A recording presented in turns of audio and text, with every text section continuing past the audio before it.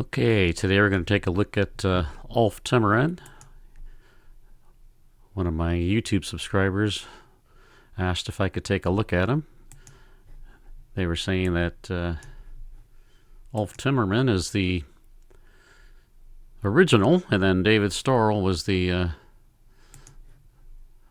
thrower that emulated his technique afterward, both being German throwers, of course. So let's take a look.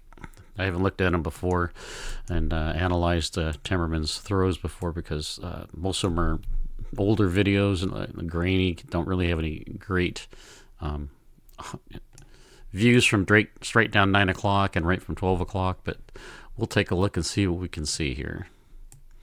Of course, he's the farthest glider ever. I think it's 23.06 meters, so no small feat. All right, so let's take a look. Gets into his classic T position here. As he brings the left knee forward, you can see his right leg is bending. You can see that right knee dropping forward over the toes. And as soon as the knee gets over the toes, you can see his right heel start to raise right there. Okay, you see the knees start to meet up right there. So he doesn't look like he gets the left knee past the right, maybe a little bit right there. It's hard to tell from this angle, but so he's got the knees together. He's got the right heel up. He's got his shoulders way low, arms almost vertical here, eyes are down. He's got his weight pretty much centered right over the top of the right toes there. All right, so you're going to see he's going to drop his rear end back into the ring. Take a look at this rise again of his right heel. So he raises it up. His whole body doesn't really come up like Storrell. It's just the right heel. And then as he drops back, when he gets to the 90-90, which is the left kick leg here, it's at 90 degrees, and the right leg is about 90. Foot still flat on the right. Left arm's vertical. You can see that right thigh is almost 90 degrees. It's hard to tell from this angle, but the distance, I mean, it's basically looks like there's no distance between his chest and his upper thigh there, or his right thigh. So he kicks back, his left toes down. He kicks straight back. You can see his foot doesn't really rise that much. A little bit right there, but basically straight back. What's interesting is he fully extends that left kick leg. You don't see a lot of throwers doing that these days.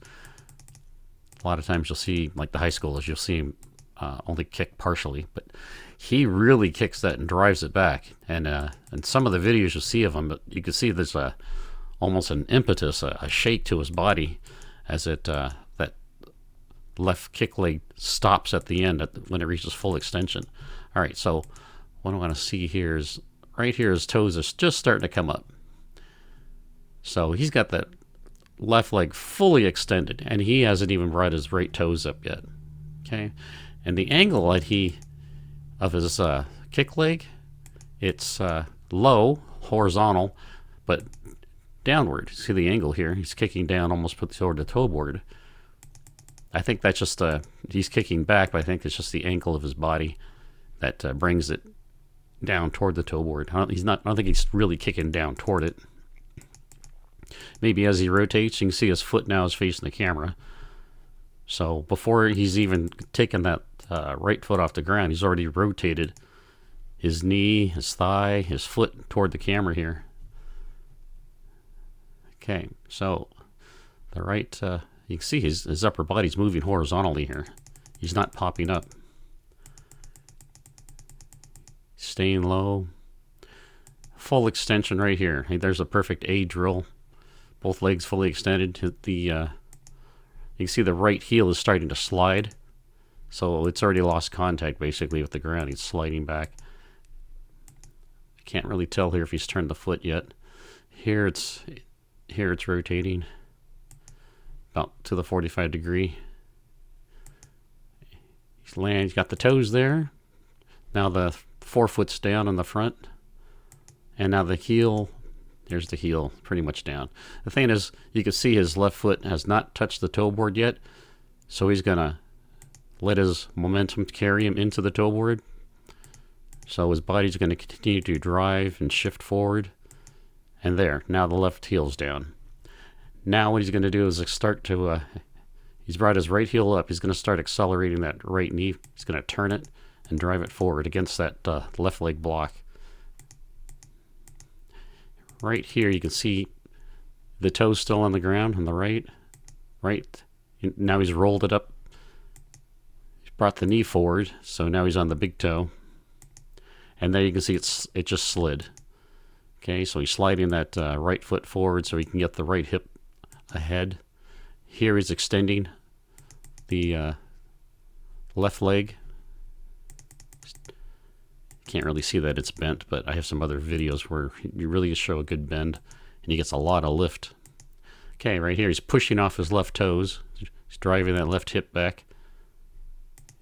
See it right there, the left hip drives back and the right hip drives forward. He doesn't keep that right foot vertical. It's still bent, so, but he's driving that right hip forward.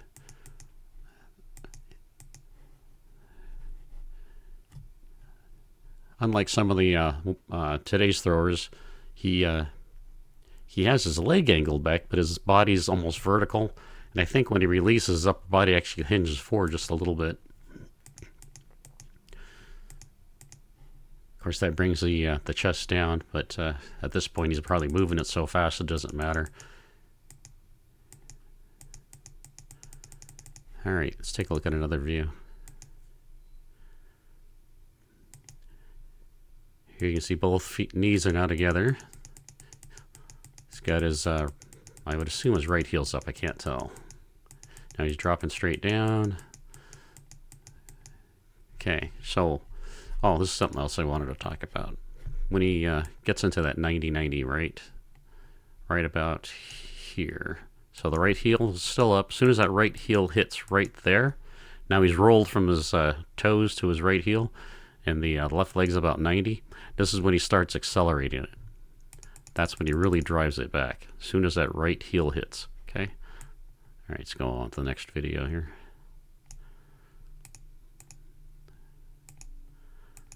Again, very, very low, just very close to that right thigh.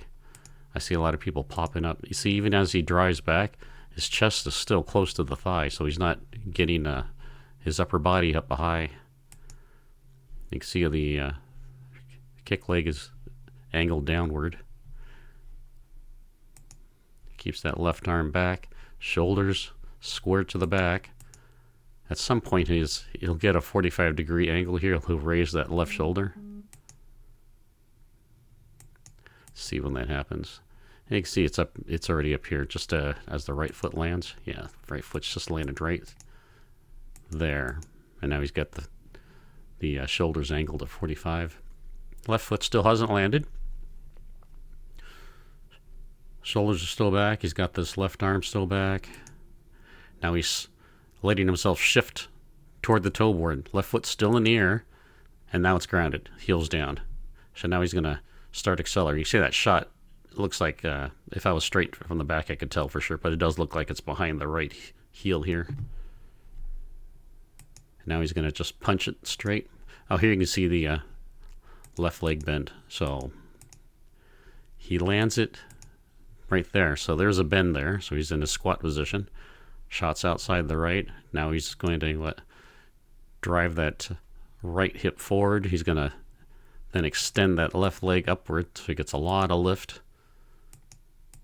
His head, you can see his eyes. His head is looking straight up to the sky here. He's just rotating around that left side, that left shoulder. See how the right shoulder is getting so high? So the left shoulder looks like it comes down. That's about where our video ends. All right. This is an older video.